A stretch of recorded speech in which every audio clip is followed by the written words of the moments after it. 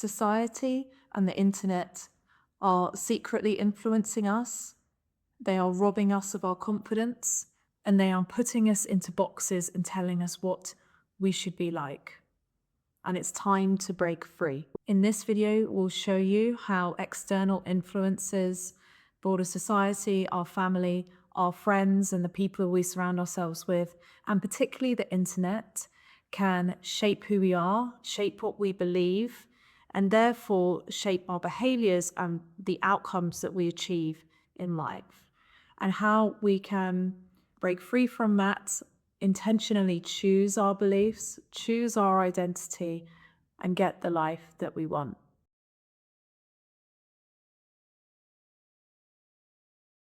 Welcome back to the YouTube channel for Catch. My name is Sam and I'm the founder here at Catch.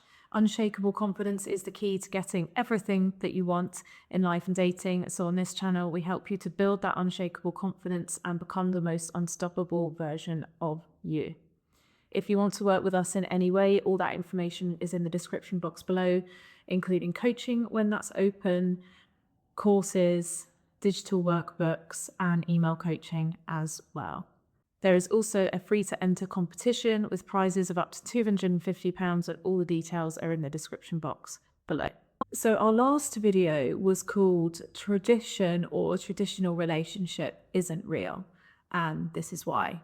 And we explored the topic of how tradition is something within our culture or our religion or the country that we grew up in, or even a tradition within our family that we are brought up to believe is the truth or the best way to do something. Now, of course, there are beautiful ways to honor traditions, and we can choose to continue them or choose to honor them. But that's the key thing. How do we choose what's right for us to build our dream life and not hamper our own confidence or prevent ourselves living our dream life because we feel hampered by tradition?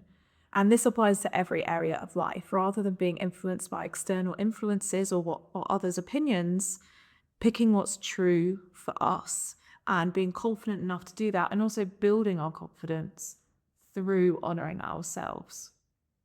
So today we're going to be looking at this as a broader topic. How does society and the internet particularly influence us? How does it impact our confidence and becoming the most unstoppable version of ourselves? And how do we overcome it?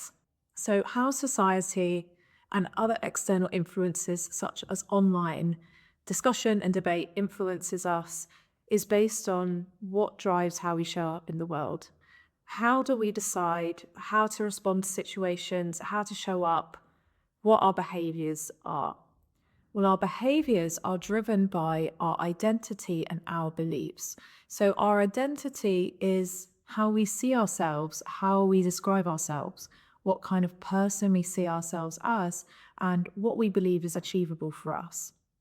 And our beliefs are the beliefs we have about ourselves, so that's our identity, and the beliefs that we have about the world around us, so how the world around us works.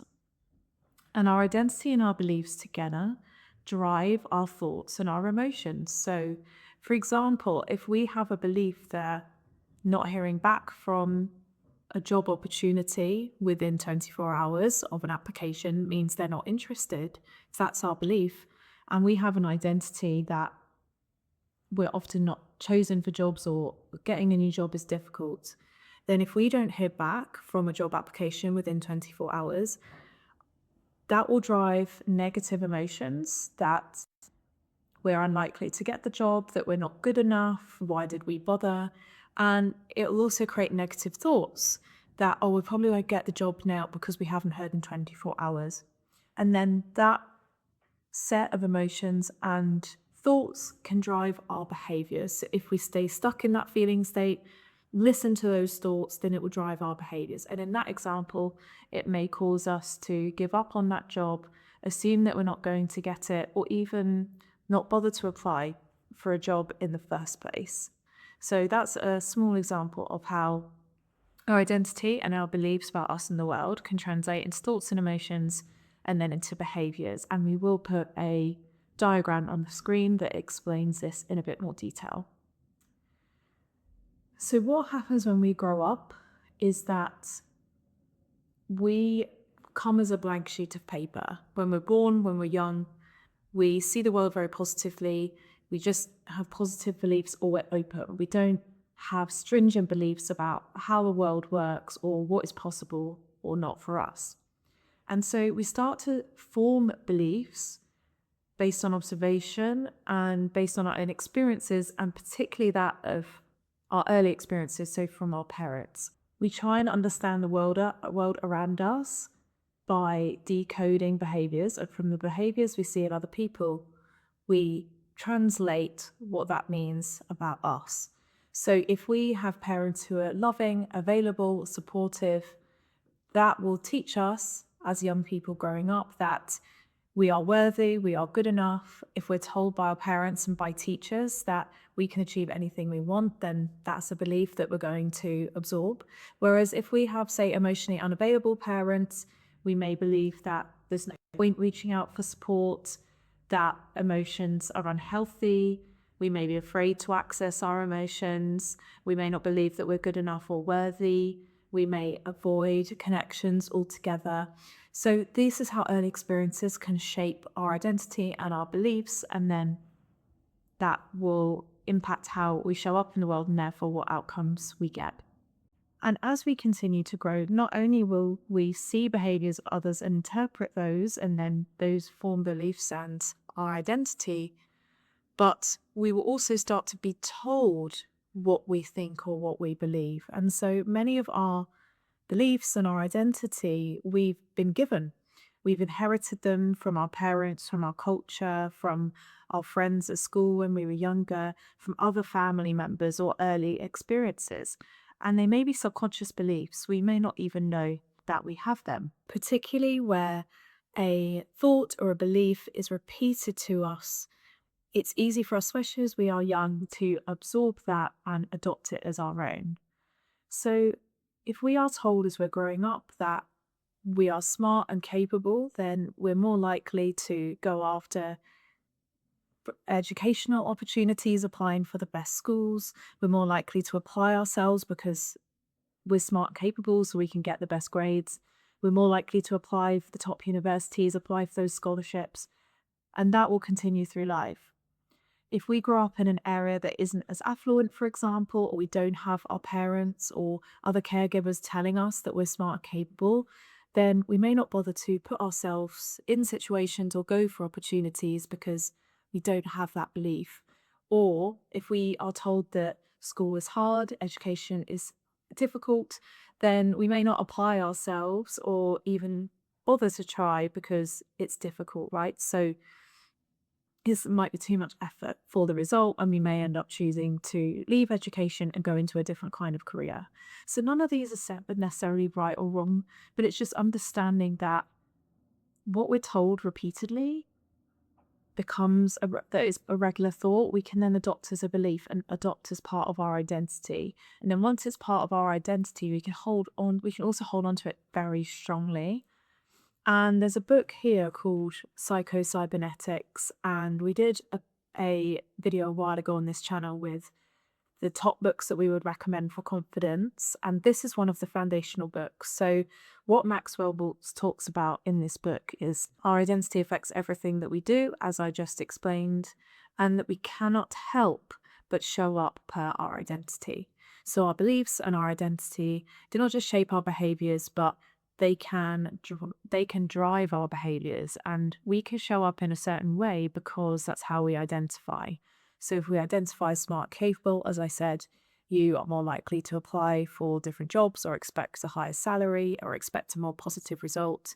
If we believe we're attractive, we may be more likely to approach somebody in the street romantically or put ourselves into, if we believe we're fun, we may be more likely to put ourselves into new social situations. And just to give a bit of backstory to this book, so Maxwell Maltz was a plastic surgeon, and he started researching this area because he noticed that for some, when they had the plastic surgery they had been desiring, it completely changed their identity. They became 10 times more confident and saw themselves as more worthy and valuable, and their life turned around. They got more job offers, more promotions, they were more successful in life and dating because of the confidence and the identity change that came with the surgery.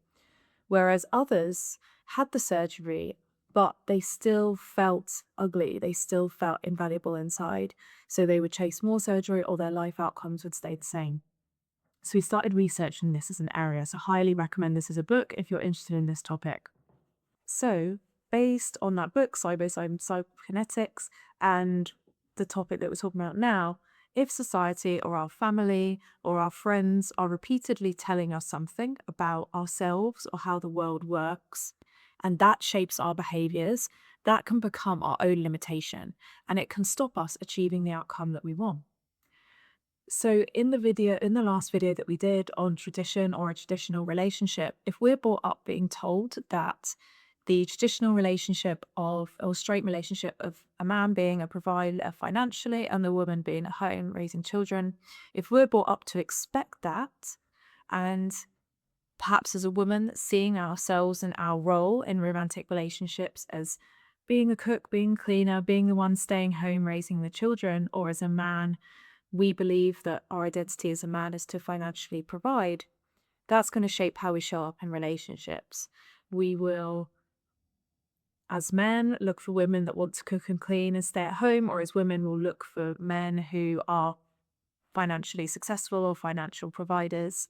And we will assume that that's the dynamic that's going to happen. So everything about our identity and how we see ourselves in the world around us affects how we show up. And the influences that we get from all these different areas can shape that.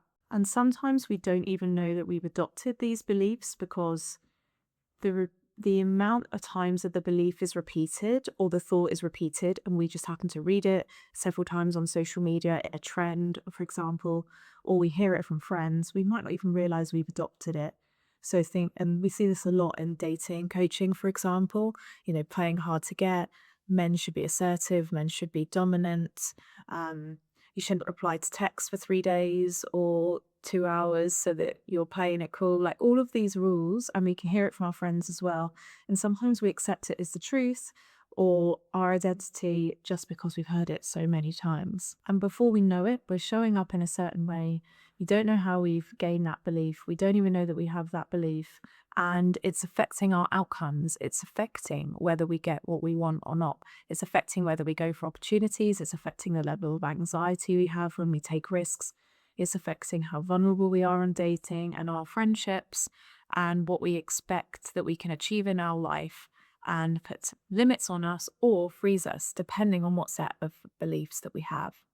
And you can also see this the other way. So where people have very positive beliefs about their ability to achieve anything that they want or get any relationship that they want, they're not afraid to put themselves out there. And even when they're rejected, they aren't intimidated by that. And we've done other videos on it's only rejection if you believe that it's rejection or you accept it as rejection, and it's all of this premise. So how do we take back control and make sure that we are nurturing the identity and the beliefs that will get us the outcomes we want? Well, the first thing is to be extremely diligent about what you allow into your life, whether that is opinions from friends, family, or content that you consume online. So it can be very easy online to get sucked into quite extreme content, quite negative content, because it's that content that creates a negative reaction. We click on it, we argue with people in the comments, and then that tells the algorithm that we want to see more of that. And there was a Netflix documentary about how this is dividing people politically and in various opinions, because once you start engaging with content, the algorithm shows you more of that and more extreme opinions in that direction. And it also stops showing you opposing views as well. So we can very easily get sucked into the algorithm. And because we're also not seeing alternative opinions, we almost live in this reality where only the opinion that we had early on or the content that we saw early on that we interacted with is available to us, and that becomes our reality. We're not even exposed to other points of view.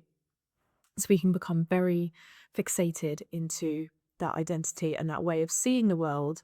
And as I said earlier, once something is in our identity, we will fiercely defend it, because if we have to re-examine parts of our identity, when we aren't ready for that, then that can feel very scary for our bodies. So make sure to look at a range of content online. If there's a topic that you're interested in, look for lots of different views, follow people with different views.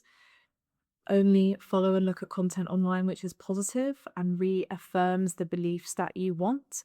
So if you are looking at lots of negative videos, for example, about dating and how dating is horrible and online dating is impossible and there's no good men out there and no good women out there, then scrap that and look for creators who are more positive, because you could say, well, the reality is that the dating world is difficult, but as long as you hold that belief, it will make you more jaded in dating, which will make you less attractive and people will less want to date you. Whereas if you can be hopeful and excited about dating, you'll be more open, be more vulnerable, be more fun to be around, and then you're more likely to find a partner and be able to nurture that connection. So think about what's more important. Is it getting the outcome I want, or is it hanging on to negative beliefs? Because as we've shown in this video, the beliefs that you have directly relate to your behaviors and your outcomes. So purposefully pick creators and influences that reaffirm your outcomes. Music is a great way to do this as well. So try and listen to uplifting music, empowering music. I love rap for this reason. I listen to a lot of female rap because if you listen to the lyrics, they're saying, I'm the best, I'm amazing, I get everything I want. And so absorbing that makes you feel powerful, and like that's true for you as well. And the people who've become big in rap, they had to believe that they could be famous before they got the opportunities and be relentless in chasing that goal because it's so competitive. So that mindset that they have is exactly why they got to where they did. So listen to them. Secondly, look at your patterns. So if you aren't sure what part of your identity or your beliefs is holding you back, look at the areas of your life that you're getting what you want regularly and the areas that you aren't. And then look at the beliefs that are driving that. So something we see often is people who are confident in work, and it's because they believe they're smart, they believe they're hardworking, they believe that they do a good job, and therefore they naturally get promoted, apply for promotions, apply for different jobs, do well in their career. But in dating or in their social life, they don't know what their value is. They're not sure if they're funny, they're not sure if they're attractive. They feel like others, earn more than them or are therefore more attractive. And, why do people pick them? So they become more anxious and are less able to progress those connections. And then build your beliefs based on that. So in that example, work on the belief that you are worthy, you are valuable. What you bring to the table is the type of traits that people are looking for. People are looking for someone exactly like you, that it's easy for you to find a relationship, it's easy for you to find a partner. So identify the beliefs that are working for you or holding you back and change the ones that aren't working for you. And we do have another video on how to build your beliefs, so we'll link that down below. Next, look at your friends, family, culture, and the dynamics that you're in. So this links to the patterns point that we just talked about. Where do you always seem to play a certain role or end up in certain dynamics? So are you always the chaser in relationships and friendships? Are you always the organizer? Are you the personality hire who just shows up? Look at the dynamics that repeat and whether they work for you or not. And again, ask yourself, what beliefs or part of my identity are driving this? So have I been told as a woman that I need to organize the family social events? And even though I hate it, I felt like I have to do it. And then work on changing that belief that it's not dependent on women. Or perhaps you're always the chaser because you don't feel good enough for the people you date. So you feel like you have to chase to be worthy of them and make them like you. And so instead of chasing, work on the belief that you're worthy and valuable and you deserve a partner that makes equal effort. So look at your patterns, look at your dynamics. And then once you've identified those beliefs, work on those beliefs, deliberately shape positive beliefs that reaffirm the type of person that you want to become, the outcome that you want, and shape the identity of the version of you that has the outcomes that you want. What is the most powerful, unstoppable version of you that has your dream job, has your dream house, your dream partner? What is that version of you? What beliefs do they hold about themselves? How do they see themselves? How do they describe themselves? And if this is something that you want some additional help with or you're struggling with, we do have a workbook available on our website, www.unstoppablewithcatch.com. And it's 25 pages of in-depth guidance and exercises that you can work through to understand your current identity and set of beliefs, identify the beliefs and the identity that you want to create, and then a series of exercises to help you get there and how to embed that in your day-to-day routine until you get the outcomes that you want. So we'll put the link to those videos that we mentioned and that workbook down below. If you have any questions or reactions, then please comment those down below. We love to hear from you. Thank you for liking, sharing, commenting, and subscribing, and we'll see you in the next one. Thanks. Bye.